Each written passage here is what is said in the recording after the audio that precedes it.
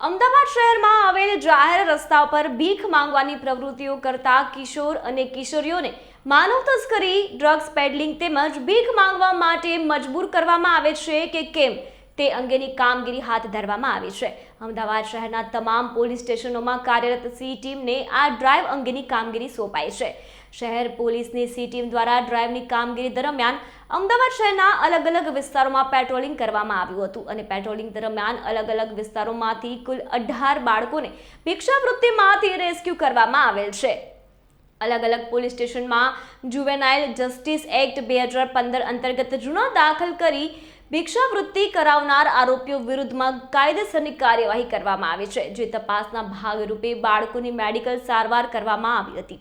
રાજ્ય સરકારના ગૃહ વિભાગ દ્વારા સુનિશ્ચિત કરવાનો પ્રયાસ કરાશે કે આ બાળકોનું પુનર્વસન થાય, તેમજ અમદાવાદ શહેર સી ટીમ આ બાળકોના શિક્ષણ, પોષણ તેમજ આરોગ્ય માટે અમદાવાદ મ્યુનિસિપલ કોર્પોરેશન સાથે સંકલન કરશે, તેમજ અમદાવાદ શહેરમાં બાળ ભિક્ષા માંગવાનું નાબૂદ કરવાનું અને યોગ્ય પુનર્વસન કરવાનું લક્ષ્ય રાખવામાં આવેલ છે.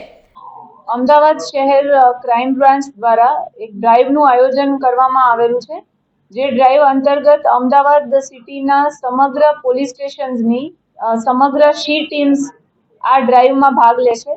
અને અમદાવાદ શહેરના તમામ પોલીસ સ્ટેશન વિસ્તારોમાં પેટ્રોલિંગ દરમિયાન જે પણ જગ્યાઓ ઉપર ભિક્ષાવૃત્તિમાં બાળકોનો ઉપયોગ થતો હોય, ભીખ માગવાની એક્ટિવિટી ધ્યાન પર આવે, તેમજ પબ્લિક ન્યુસન્સના કોઈ પણ બનાવ અને મહિલા સુરક્ષાને લગતા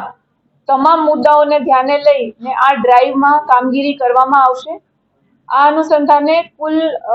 49 પોલીસ સ્ટેશન્સ જે અમદાવાદ સિટીના પોલીસ સ્ટેશન્સ છે, તેમાં દરેક પોલીસ સ્ટેશનની સી ટીમ્સ આમાં કામગીરી કરી રહી છે. આમાં બાળકોના રેસ્ક્યુ,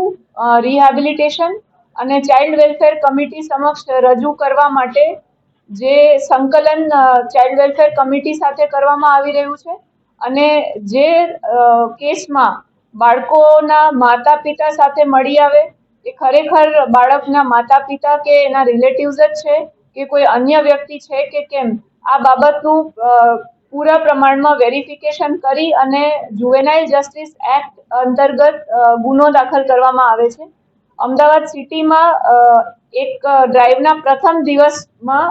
કુલ 18 બાળકોને રેસ્ક્યુ કરવામાં આવેલા છે, જેમાં 11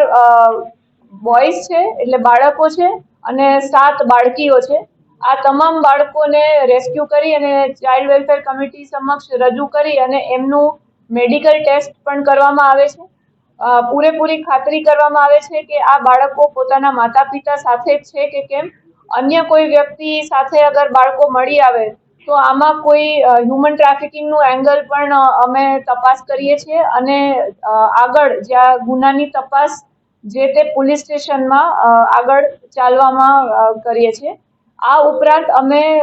જે શિક્ષણ વિભાગ છે એના પણ સંકલનમાં રહી આ બાળકોની યાદી તૈયાર કરી અને સમગ્ર ડોક્યુમેન્ટેશન સાથે આ બાળકોને સ્કૂલમાં છે કે કેમ એ પ્રમાણેનું પણ વેરિફિકેશન કરીએ છીએ અને જો એનો અભ્યાસ વચ્ચેથી અટકી ગયો હોય કે કન્ટિન્યુ ન કરી શકતા હોય એવા તમામ બાળકોને અમે શિક્ષણ વિભાગના સંકલનમાં રહી અને એમના રિહેબિલિટેશન અને એજ્યુકેશન માટેની પણ કાર્યવાહી ચાલુમાં છે.